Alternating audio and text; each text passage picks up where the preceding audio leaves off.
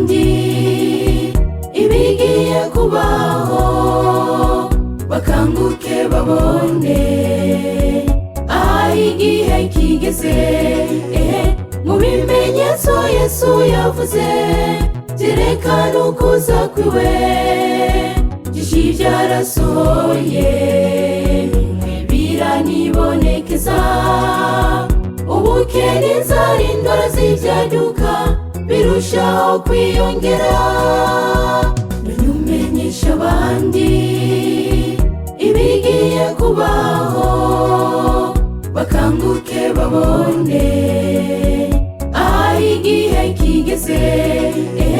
Mu bimenyetso Yesu yavuze byerekana ukuza kwiwe, byinshi byarasohoye bimwe biranibonekeza.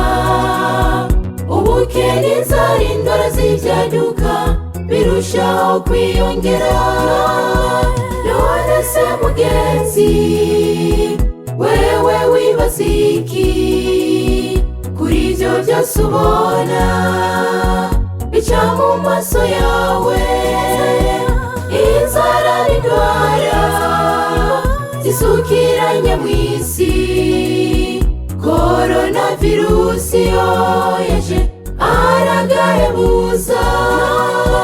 None se mugenzi, wewe wibaza iki kuri ibyo byose ubona bica mu maso yawe?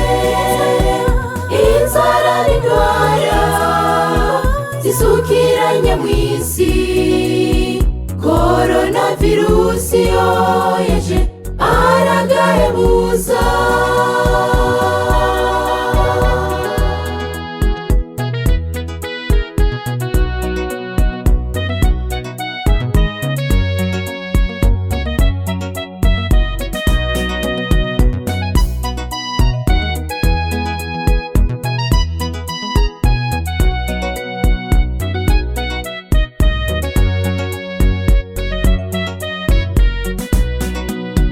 Gusora ryaratanguye kandi n'ubu ririko riraba.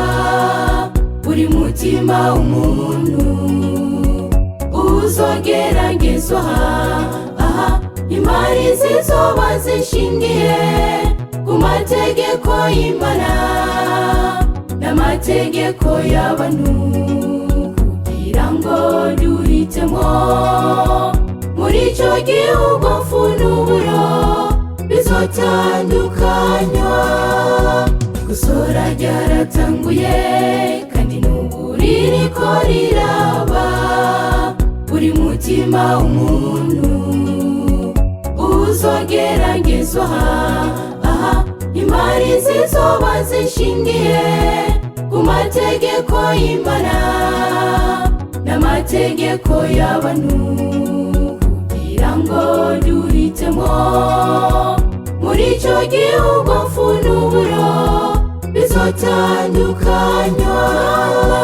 None se mugenzi, wewe wibaza iki kuri ibyo byose ubona bica mu maso yawe?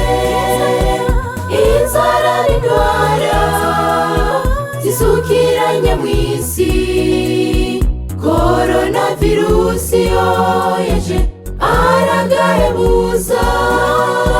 None se mugenzi, wewe wibaza iki kuri ibyo byose ubona bica mu maso yawe? Inzara n'indwara zisukiranye mu isi, koronavirusi yo yaje aragahebuza. None se mugenzi, wewe wibaza iki kuri ibyo byose ubona bica mu maso yawe?